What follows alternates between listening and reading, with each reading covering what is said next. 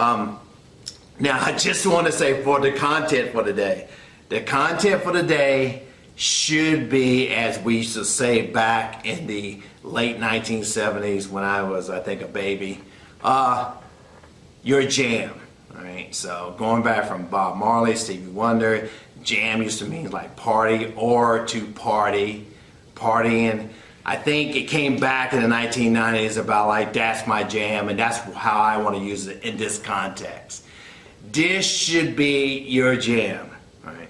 Along with the events and causes that lead up to the Revolutionary War, should be, if you see a DBQ that talks about you have that prompt, or you have that prompt that says events, causes that you need to evaluate that lead up to the Civil War, you're like, oh my God, I know this, oh my God. Calm down. It's your jam. I know it's your jam. Calm down. It's a gift from the heavens, like that, you know, that you're doing this. And that's what we're kind of reaffirming today and kind of re-emphasizing some of those things that you should know in there.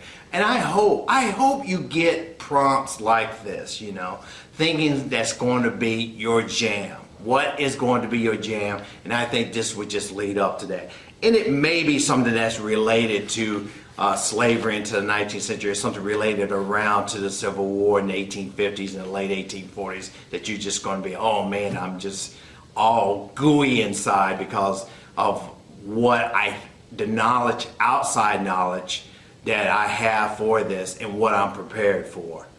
Very good. All right. So, and this is, we're now in period 5. This is part 1, so I'll be up here. So, and you're going to see a lot of stuff. One thing I did want to point out, I don't think I emphasized in the video from Tuesday, is that in the kind of the period 4, part 2, I didn't emphasize probably enough the Seneca Falls Convention 1848 Declaration of Sentiments. That's something that you know, have to know. Like I said again, so for this, so that one of those things.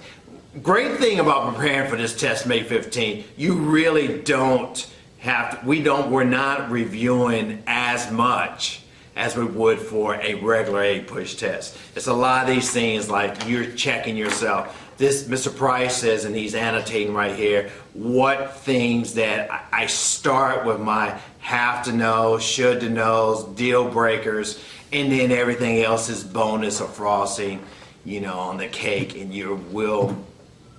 And that's good that you are very knowledgeable and overly prepared. And you should be overly prepared for May 15. All right. So it really starts out with all about westward expansion. You know, the Texas Revolution, the annexation of Texas before Polk comes in, the Mexican-American War, 1846 to 1848. But I put like on the hottest list here that you should know is really the results of the Mexican-American War. Because you get the Mexican cession, Treaty of Guadalupe Hidalgo, maybe you don't even have to know the treaty, but you know the results. Because this is going to continue the slavery controversy, and to continue the growing sectionalism between the North and South here, and the kind of political gains here. $15 million, and the reason why I throw out that number, because $15 million for Louisiana Purchase. If you know a specific number, specific date, again, that's bonus that you throw that out there, you can recall that and put that on here.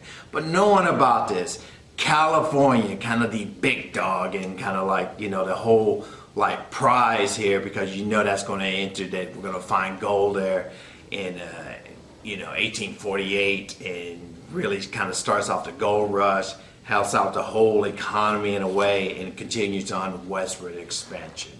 And the kind of like whether the new states coming in are going to be free or slave, that's the big controversy.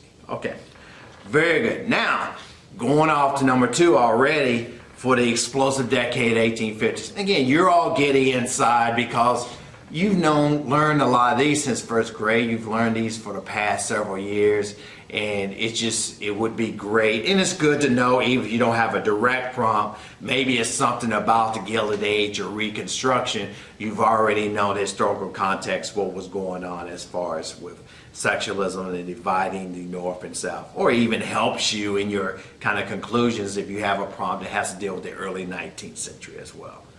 Very good. All right.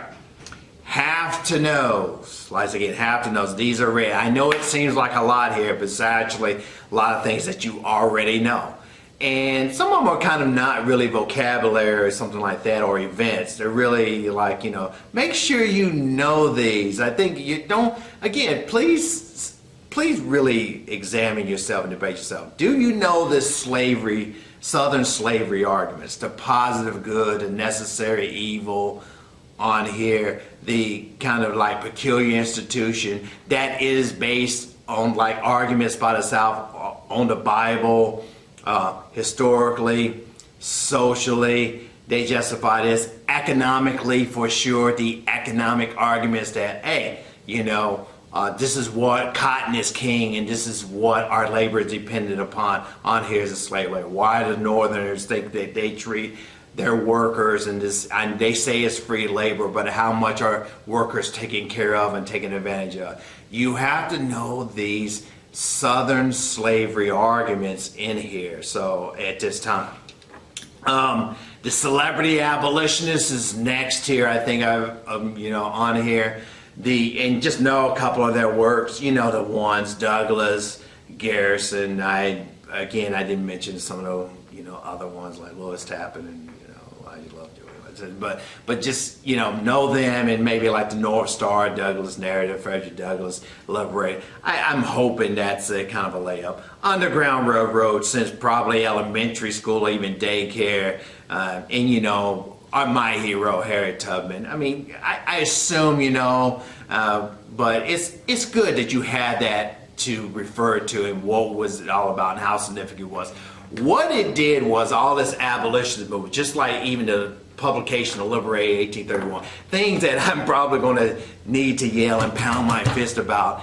It's keep your eyes on the ball, increasing tensions amongst the states, the southern states and the northern states. It's definitely increased. All this stuff is increasing tension with this growing abolitionist movement as kind of the offshoot of the Second Great Awakening, or just really since post-American Revolutionary War. It's increasing tension.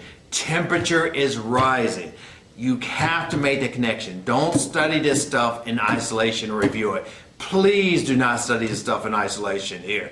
Frederick Douglass, the North Star, next, like that. Don't do it that way. Well, what is the significance of that? All right, now, here we go. Compromise of 1850. The main thing out of that is the fugitive slave law on here. Knowing that, now that you can reach, it's going to be enforced by the federal government, kind of ironic here, that, the southern states kind of want it by for California comes in free state. You're going to ban the slave trade in Washington, D.C. And now in the territories acquired from the Mexican-American War, we get one of the great terms that you should know that I have up here, popular sovereignty, ruled by the people. People, again, are the ones that's going to control what's going on in the territory and the government. That is the concept, and that is what a lot of the Southerners are always going to, really their argument is that like it should be determined by popular sovereignty. Again, a lot of people are already thinking a lot of the territory and the, that's acquired from the Mexican-American War is not going to be such a viable thing for, the expansion of the slave states of growing many crops, including cotton. But anyway, so popular sovereignty, because that will go into, well, I have on the next thing here, I'm just in chronology in my head right now, to the light look down, is Uncle Tom's Cabin. And I put that on there because it's like an anti-slavery eventual book / plays. It's published in newspapers, but it really started, again, because you're smart and you're very smart, and I've always emphasized this, the Northerners up there are not majority abolitionists. They're not saying, hey, when do we free the slaves? Let's work on it. It's more of a political thing, that who has the advantage politically and the political interest to be so-called free states or the northern states. They don't really care about the African American slaves that's, down in the South in a way. They think the abolitionists are, really cray, and they don't like them themselves. They think they're too radical, too revolutionary. So, but really, Uncle Tom's Cabin is the television Netflix of the time that has where people are kind of glued to the reading and eyes, and it gets people a little bit more sentimental and romanticize the thing about abolition and manumission and freeing the slaves. It does kind of turn the tide. I'm pretty sure you took a poll that just because of that publication, that play, that people are a little bit more sympathetic about having the eventual emancipation in a way. Still maybe not a majority, but definitely it increases kind of, on there to persuade people to, that something should be done with slavery.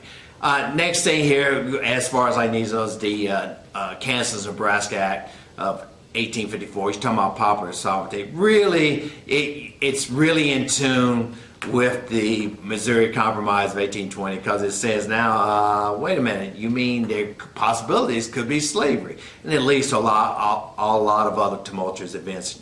Bleeding Kansas, which I didn't put up in red, or all this really Constitution debate in here. So, all right. And then kind of like the big one here in 1857 is the Dred Scott decision. So, and that's the basic Supreme Court is the African Americans and slaves and all the abolitionist movement can't get any help from the Supreme Court, saying basically slavery may even expand into territory. Missouri Compromise null and void, and African Americans are not citizens. Okay, and that's why you're going to be the need, a connection with the 14th Amendment, the amendment that everybody forgets about, one of the most important amendments. And I think I did put John Brown's raid on Harper's Ferry, I guess because I just see that as a significant violent event that kind of foreshadowed the Civil War here. So if you forgot that one, that may be okay of all of them. That maybe it's not ranked in the top. Election of 1860, because it's one of those, elections since we got periods 1 through 7. I told you that's on my list here.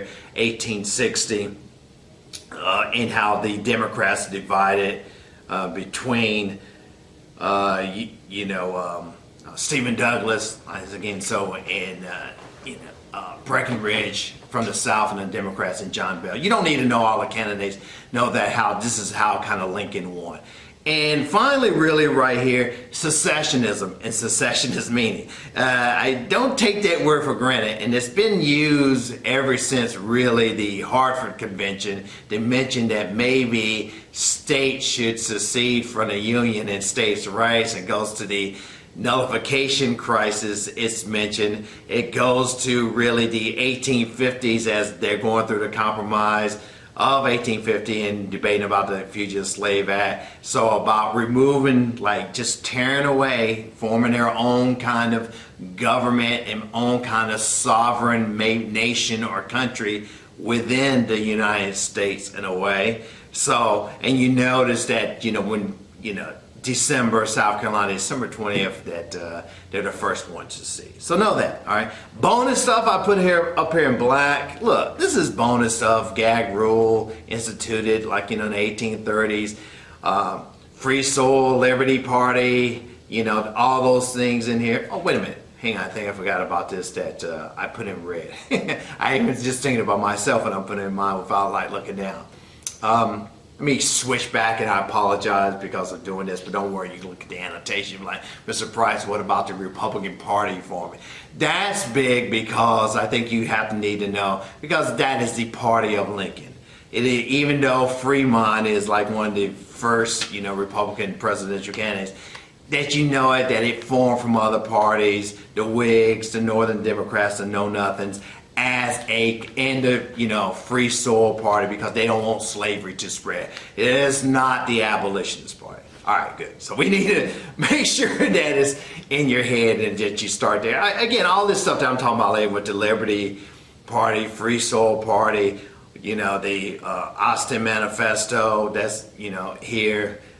all this stuff is kind of gravy, extra things, bonus things here that you want to do here. The Bleeding Kansas, the caning of even Charles Sumner by Preston Brooks, defending his uncle Andrew Butler.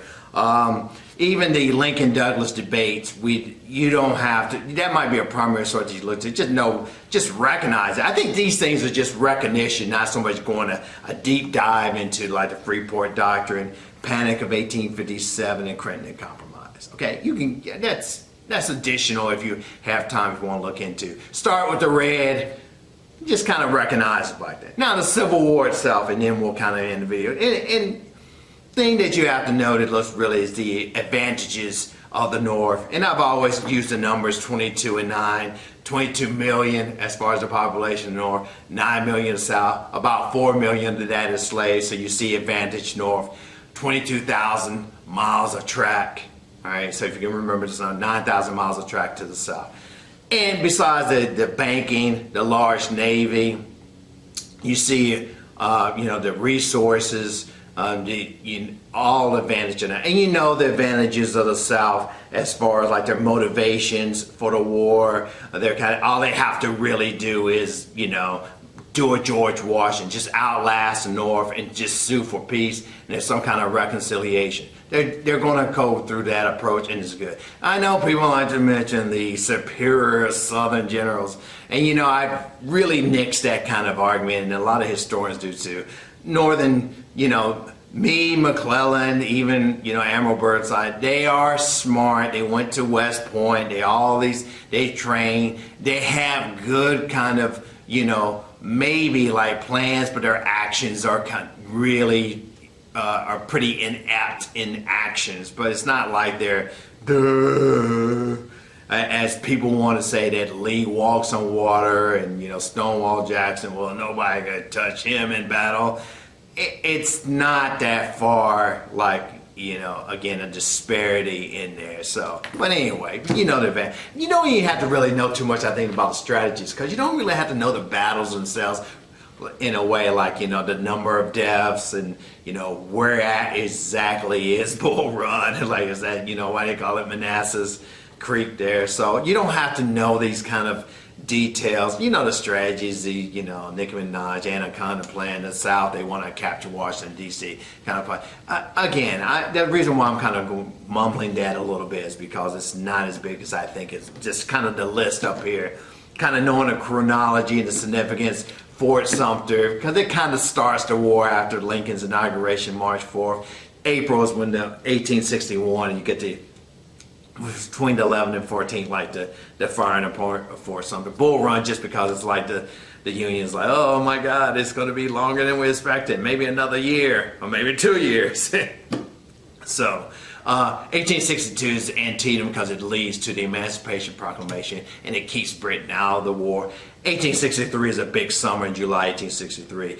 Gettysburg, big loss for Lee in the South, and Vicksburg is a very big loss, surrender. So you see that it really cuts off the South here at the Mississippi, Louisiana, and Texas here. So it really is kind of the beginning of the end. Can the South outlast? And probably again the inept action of some of the Union generals. That's why Grant is appointed in 1864 as commander. And what really starts really sealing the deal is Sherman's march to the sea. Helps Lincoln get elected in 1864. That's probably the biggest result of that and thing to remember in 1864. And you get the surrender at Appomattox Courthouse with Lincoln in, was April 9th? Yes, I believe here. So in 1865, and 5 days later is Lincoln assassinated. So that would make it April 14th. So way to go, Mr. Price. You can do the math here. So that is all you need to know. And I think I got listed up here too, as well as the ones that you need to know. Of course, how about Lincoln and his evolutionary process about slavery? He thinks that slavery is, again, he's a free soiler. Then he's like, well, Emancipation Proclamation, of course, he's in the Lincoln Douglas debate, blacks are not equal. And that's a prevailing thought, too, about at least probably about 95% of the Americans at this time. They're not a Wendell Phillips. They're not a, William Lloyd Garrison, who's like, think that, blacks are, given a chance or equal. They're not these radical abolitionists in a way. So, and how he turns around to this kind of like almost to the passage of the 13th Amendment, and even considering that black men who served in the war have a right to vote. His evolutionary state in there, you should know that. And of course, Jefferson Davis, it's kind of funny, you recognize it, like you ask some of you guys, who was the president of the Confederacy? Jefferson Davis, Lee is the big one, Sherman and Grant. There you go about that. All right, cool. All right, so I didn't want to, well, it's long enough always. 20, 25 minutes is long enough, and especially, trying to absorb what I'm trying to say. Take down these notes, please. Please, that's the best way to do this thing here, to get through my, talk here, what you need to know and plan. Please don't wait to the last minute to start viewing these videos. Just kind of keep up in a way. I'm not trying to say every minute that I, send out a video, you got to be right there typing and, recording down what I'm saying. But, by the week, see what the content that you're keeping up and staying, fresh and fly, on here. Tomorrow we're going to do the Radical Republicans. We do the AP history, makes me nauseous. What's going on here? Kind of 1862-ish to the end of Reconstruction, 1877. That's pretty dense in itself. All right, guys, I don't want to, make this, again, the camera turn off on me, which is probably because it's sick of me talking. You got the annotations. I love you all.